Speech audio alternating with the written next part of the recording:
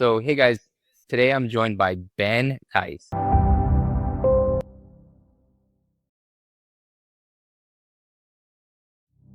founder of Skol Marketing, a Minnesota-based agency that's helping local businesses win online with SEO, PPC, web design, and many other marketing services. He's got 14 years in the game and over 132 million views as a Google local guide. Ben knows how to get small businesses noticed. Ben, great to have you on the show today. Well, hey, Chris, I appreciate being here. Thanks for having me. Yeah, no problem, no problem. Kind of hitting the ground running here for other agency founders who, are really trying to push past that 1 to 2 million mark. What was the one growth lever that's made the biggest difference for you and your agency? Honestly, what's kind of interesting about that is what I would say has been the biggest growth lever for us has been creating a leadership team and leaning on them. And so, again, just from even just an internal structural kind of standpoint, that is really what's honestly made us just, again, propel and excel. And I think like the reason for that too is, again, upgrading individuals, both, again, like their leadership skills and things like that to be able to bring other people up, but also you create more experts in that. I mean? And like I always like to say, I believe it was Steve Jobs that said, they hire, smarter people than themselves and listen to them. And so, and really kind of looking at that type of kind of strategy of, knowing that I don't know everything. And also as time goes on, again, 14 years is a long time in the digital marketing realm and a lot of things have changed. And I say it, half of my job is keeping up with them, but there are other perspectives or other people that have grown up in different eras and different generations, both, again, older and younger than me, and bringing a lot of that kind of different perspective together and having that has been, That's a really interesting perspective. So, how has your org chart changed since, starting till where you're at here today? I would say quite a bit. Like honestly, it was very much bottlenecked to Ben. And we are now, again, very much an actual org chart or, again, people have their different areas of expertise. And I think it also goes down to empowering those people that, again, you do trust them, that you can trust yourself and looking at those types of things. That has really been, again, honestly, so great to see over the past few years that we've really looked and really invested in this. And really for me, it was kind of an eye-opening moment just, again, several years ago when we decided to kind of like, how do you keep growing and stuff like that? And just, it was just one of those moments with a project, with a client that I just realized it was when a client came and asked me a question and then an employee came and asked me, again, a question within the same project, kind of realizing that there, again, it's a little too much Ben centric. And I think there's a better way that we could kind of do this. And like I tell people, like it doesn't happen, I feel like it doesn't happen purposely. Like I didn't set out, like I'm not, again, I actually don't like being like necessarily the center of attention and things like that. I love giving presentations and doing that type of stuff, but strategically. And so it's really kind of interesting when you kind of realize, like, hey, to kind of step back and to push people forward. So, That's cool, like stepping into that visionary, that leader role. yeah. And I think like for me too, which is really interesting when you say like kind of the visionary role, because that's truly, again, what it is. I feel like people all the time say, again, work, again, work on the business, not in the business, again, things like that. Or, again, hey, you're the visionary there. But I would say that it truly took me a little while to really understand what that actually means, because I think people say that all the time. But what does that actually look like to work on the business and not in the business? Like I know we can kind of say it, but when you boil it down to your and your day to day, how do you get yourself out? And I would even say more so is when you are that visionary, you read the books, you see the white papers and stuff like that. And the visionary, again, like a lot of times in those books comes in and goes, hey guys, this is how we're thwarting, again, moving forward. I need you guys to kind of do it. It's like, okay, but what are you doing on a day-to-day basis as that visionary? And what does that kind of look like? Because again, visionaries, stereotypically or just, again, normally are thought of like, hey, these are those big ideas. Well, how do you do work that actually leads up to those big ideas? And how do you do that like on a daily basis to keep, again, pushing forward while empowering your team to work kind of more so in the business? What sort of frameworks do you have in place to allow that to happen, allow you to function as a visionary to make sure that time is reserved for that deep focus? Yeah. Again, like, well, I think it comes down to a lot of just self discipline and self committing to it. I'm going to say it has not been easy. I'll be fully, again, transparent about that is it's not the easiest thing to do. Again, not because egotistical or power hungry or things like there, but we all start our businesses with us and we get to control our destiny. Where you get to that point, if you are going to take it to a certain level that you can't control your own destiny, you need others to kind of be able to do that. And so for myself, I've had to relinquish a lot of, again, you could kind of say power or just those kind of, again, those different opportunities and put other people in place to do that. And I'll be honest, like it's just not the easiest thing to kind of do. You're changing what kind of got you there. It's a little bit of a risk. Again, like it's out of my hands. And so I think it starts with that. And I think also, again, surrounding myself, like I said, with a leadership team, but then also some, again, advisors around me, people that I look up to, I think has been also really vital for me. And then ultimately, I will say, again, don't no, you don't have to do all this, but we did EOS. So, again, implementing that just helped us from a structural standpoint. But I will say that, again, I don't think it's necessarily just it's because it's EOS. It's because of a structure that allowed us to do what we wanted to do and to give us at least a blueprint of how to do it. And I'll be honest too, we've modified it to kind of work for us, not following everything by the line. But I think again, with those things of self-committing, realizing that you can't do it alone and that you're going to need other people and you can't control your own destiny, so to speak, and to put those people there. And then also us being able to kind of follow up, somewhat of a framework and having some advisors has really been how we've been able to do it. That makes a lot of sense. I'm curious, Ben, what does the sales team look like? Because it sounds like you've, kind of built the leadership team around a lot of the operations and client services. Have you also leveraged the sales team? Yes. And so what's also interesting too is myself, when I started the company, and actually I've loved sales, you know what I mean? Like I could do the work, but also I was very good with people and being very good at taking a lot of these heady subjects in our industry and being able to break them down. So that has also been somewhat kind of a transition because having to be a little bit more kind of strategic with that. So how we've kind of done it, like I'm still involved in sales, but at a different level and at not only a different level of potentially like the deal, but also in a different kind of position again, really looking to kind of train those that are kind of connected to us and really be able to help them. We kind of joke again, I'm a diehard football fan, Minnesota Vikings fan here. And so we always kind of joke with a lot of our salespeople that you get it into the red zone, I'll help you get it into the end zone. And so kind of just having that mentality that you're not on your own. But also, I think another big thing when you start talking about sales too, and you go through this transition, one thing we notice too is you have to be careful of like how you lay out things and how you actually, position them and do that because you also want them asking for help because I still am an asset. Now, again, like I can't be thrown, again, out there at every little, again, issue or question or client that kind of comes up. But it's that fine balance of how do you use, again, for instance, the owner, a C-suite person in sales, but also not overdo it because, again, I've got my job to kind of do as well, even though sales is kind of a piece of it, but also, allowing that other person to kind of grow so that they can come into their own too. Very interesting.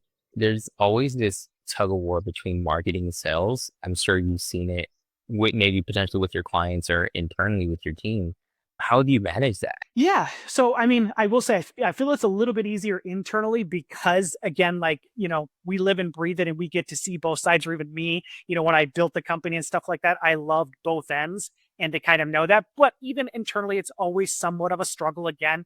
Like there's always those conversations of potentially over promising or sometimes having a little bit of a disconnect. And that's also the realization, that I kind of came up with too, is that you're never going to have 100% cohesive because again, not people can't be experts in everything. And so a salesperson is an expert in being able to kind of communicate these things there. Whereas like again, marketing is the actual implementation of those and they think of things differently. They communicate things differently. They also just are experts in different types of levels on different types of things. So for us, it's just trying to have as much transparency as possible. So making sure that we open up those lines of communication also within our training or just within our kind of our culture or process, trying to pair up sales and marketing as much as we kind of possibly can. So, and, again, and really kind of, trying to show that it's a team effort. It's not, and again, I know that sometimes we can do this a little bit and fight against each other, but really we're all this, we all know this, we're all this for the greater good and we're all kind of teammates. But just, I think just really focusing on that is a key thing. And then if you kind of take it to our clients, again, knowing that and just knowing what we've been through, but also knowing that others because we're also in the sales and marketing realm, again, another company isn't necessarily in, that's just a part of their company. Being able to kind of understand that. So making sure we know the types of questions, the types of people, the types of ideas to kind of bring up to make sure that we're all on the same page. Because, honestly, when we start working with a client, clients get so excited and get so tunnel vision that you have to help them. You have to kind of protect them from themselves. And so you really do want to make sure that we pull in. And honestly, I can't tell you the amount of, again, issues that we've identified and helped people solve, again, essentially kind of like free of charge, like just by going through this and asking some of those questions. Because we all know too, is we could have the greatest marketing kind of campaign there, but if it's disconnected from sales, it's not going to work. And vice versa. You could have the greatest salesperson there, but if we don't have the right marketing to kind of bring them there or to get them connected, it's not going to kind of work. And so we've just, again, learned to kind of start asking some of those questions, bringing that to the forefront right away so we can kind of do that. That makes a lot of sense. I'm curious, Ben, what are you most excited for in your agency, looking forward into the future? Yeah, I would say, again, two things. One kind of internal is just the continued growth of our leadership team and our team, being able to really kind of just continue to see the maturation and the growth of our company and just realizing and kind of smirking at myself to say like, hey, this would not have been possible just me doing this how we used to do it and stuff like that. So again, like more intrinsic, but just, again, more internal, I would say that's a really exciting thing for me. And then also just from an actual like kind of, product or offering or marketing industry standpoint, of course, is AI and being able to, again, be, at the forefront of that and being able to help people kind of through that. Cause, our industry is the fastest moving industry, again, marketing and technology and that type of industry is the fastest moving. And so a lot of our clients are already behind them again, the ball here and why they're kind of reaching out to us. And now we're adding this accelerating factor that all of us are just seeing before our eyes how fast it's kind of moving. And there's a real big kind of need for that. And that always excites me. Again, what's kind of nice about our industry, there's nothing that gets dull. There's always something new and innovation and stuff like that. That's obviously what we love here, being creatives, being innovators, entrepreneurs, and things like that. But also that just, again, it's really kind of great to be at the forefront of this thing that is going to be huge. It's there pretty much it's the, again, the biggest evolution besides, again, Google and the invention of the internet, really. So we're kind of, 30 years past that in this new kind of bubble there. So that really gets me excited, in both realms. Yeah, AI is moving so fast in the adoption of technology. It's insane. I'm curious. Earlier, you mentioned that and I mentioned in the intro that you have 132 million Google local business views, Views. right? Yeah. Views. 132 million views.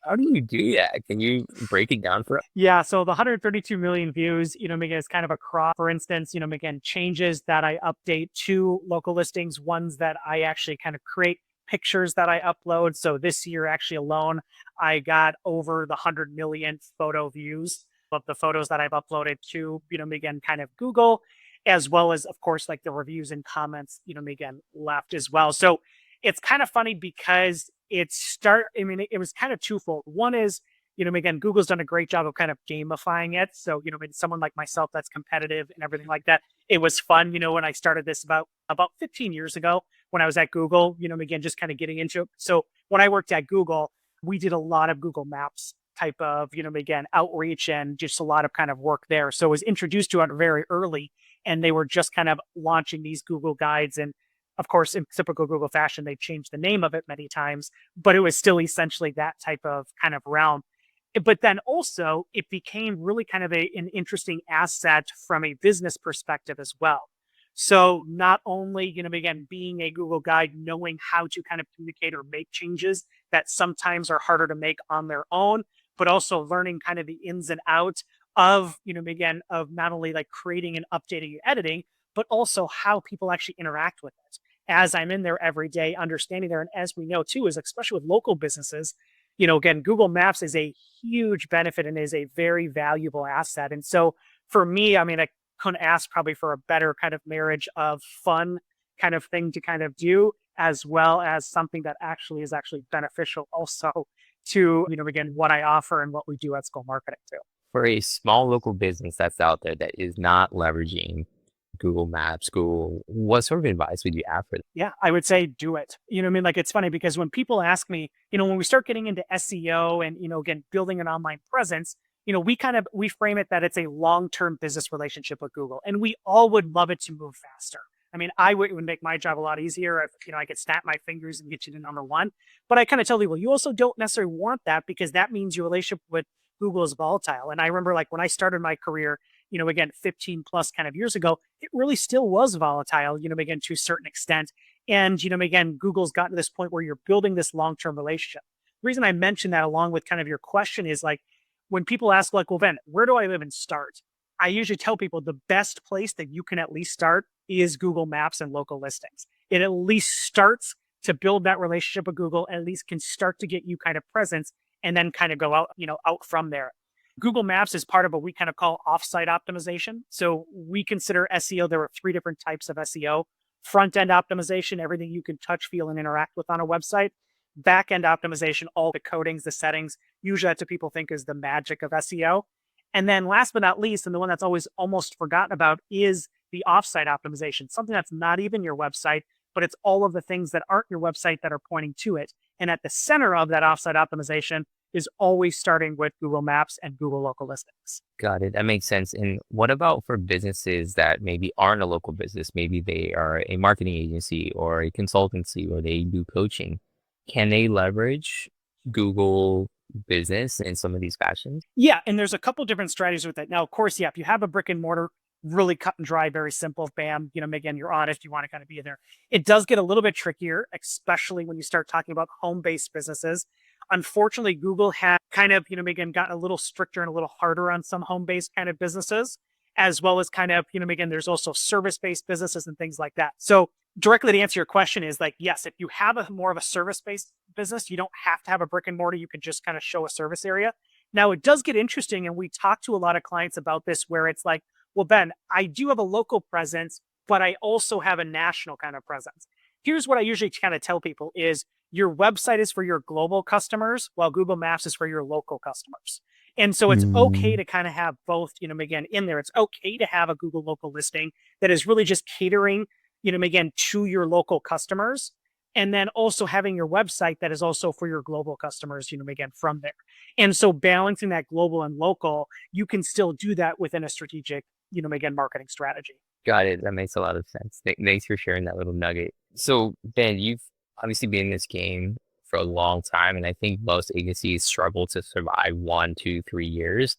And you've wanted me to say 14 years that you've been in business, Yep. 14th year of business. Yep. which is extremely impressive. What are some of the areas of life that you've had to master in order to stay afloat this entire time? It's funny, so as I get older, I just turned 36 this year and I don't consider myself old, but I am older. And I also started my business when I was, again, fairly young. And actually, when I was at Google, I was the youngest manager at Google. So I've been very blessed and very, again, lucky to have some of those opportunities at a, again, younger age and get some of that experience maybe sooner. But what I will say is, again, as I got older and people have asked me, well, Ben, like, what is some advice? What are some of those things like you're even saying with balance, with life? And what I will say is, if you want to have a successful, again, business and a successful, again, kind of career, it does take sacrifice. Now, again, you can decide how much that, again, you're going to sacrifice. And of course, you need to have limits. I've had to, again, work on limits and those limits kind of change. But I think it goes down to that, again, I think sometimes it's not talked about enough, or, again, like sometimes I feel like there is social media or some of these successful billionaires and these personas make it sound a little bit, again, like, well, hey, again, look at all these success stories. But what we don't ever see are the, again, the dead bodies, with all due respect, kind of said, again, along the way. And so I think like having that right perspective, and I think that sometimes social media is given a warped kind of sense of entrepreneurship. And again, there are different levels of entrepreneurship, of course, with the gig economy, with side jobs and everything like that. But I just do like to come back. I always like to come to that word of sacrifice of it's not going to be easy. Like you have to sacrifice some things. You might have to sacrifice some time in your personal life, maybe some events, have to switch some things around. There are some of those decisions that you have to kind of make, but that is kind of part of this. Now, again, that I'm not complaining. And obviously there is a great, again, trade-off to that, both internally and externally that can kind of come from it. But I do think that, just realizing that there is a sacrifice. And if it was just really that easy, everyone would be doing it. And so, and I think that also leads to another point that I kind of like to tell people too is that, when you get into entrepreneurship, leadership, again, business ownership, there are different types of individuals, and not everybody, again, wants to be, at the top. Not everybody wants to be an entrepreneur, kind of take those risks. And you also need those people, but there's a skill set in following. And I think that's another thing that doesn't get talked about as much is there's a skill set, just as much as there's a skill set to lead, there's also a skill set to follow. And I think, again, balancing that and surrounding yourself with people, with good people that can potentially go from followers to leaders, but also understanding where some of those limits might be and where it just is the best blend of a team. Very insightful, and I think great words of wisdom. Getting ready to wrap up here, Ben, is there anything that any announcements or any new launches or anything new that you wanted to chat about today or share with the audience? I mean, you're kind of talking more individually or kind of like in the industry, some exciting things that are. I think either or, if you have something individually or business wise, or just industry wise, is also, I think, relevant. Yeah, I mean, again, like one thing that I like to kind of talk about, again, of course, again, going along with AI. Though the one thing though is we keep talking a lot about like the technology, again, the actual, ChatGPT, how it's actually affecting algorithms, all these different kind of tools. But what we don't spend enough time on though too is how it's actually changing user behavior and expectations. And that's super important coming from a marketing standpoint because really all things of marketing are, human and user behavior. And so sometimes we get wrapped up in the algorithms, in the, again, the technologies and even sometimes the strategies, but all of it starts with user behavior. And we're, again, user behavior is always changing, but this is a pretty seismic level of change that we're kind of seeing here. And it's only going to get bigger and more advanced as we go forward. So really looking at what AI is actually doing to user behavior. Like one small example is the expectation of a user now when they, again, are searching for something is so much higher because at their fingertips, they are so much more empowered. Again, with again, with the information. Also, the average, again, demographic, the average customer that you're going to deal with, their knowledge base is so much higher than it was kind of 10 years ago because of the access of information. They can do so much more research before it. So how does that change potentially even your sales process? How does that change your marketing? How does that change those strategies? And so I think like that's a really big piece that I love to dive into that not a lot of people I feel like are talking enough kind of about is, and again, don't get me wrong, I love the technology. It's super fun, to me again, both from a business and personal level, get sucked in. Even this past weekend, just creating, the fun graphics of my wife and I and our pets and stuff like that. But really, again, where I think the true value is really stopping and doing some research and understanding the user behavior and the shifts in those behaviors. Very powerful for anyone that, is interested on that topic or anything else that we spoke about today, learning more about you, about your agency. Where can people find me? Yeah. So I always say I always start off with LinkedIn. I manage my own LinkedIn. I, again, I'm very active on it and looked at, again, all the messages and all the contacts. So I'm always like very excited to kind of connect with people on there. Also, again, of course, if you want to even talk further, or we also do some webinars and we do some events and things like that. Skolmarketing.com is obviously our website where you can kind of see all that information and you can get, again, directly connected to me as well. So I would say those two pieces are there. LinkedIn is a great place to kind of start, but also even from a business perspective and kind of maybe see a little bit more about us and what we have kind of going on more from a business level or maybe even industry level. Our website is a great spot as well. Ben, thanks so much for coming on today. It's been a pleasure. Absolutely. Well, thank you for having me, Chris. Skol.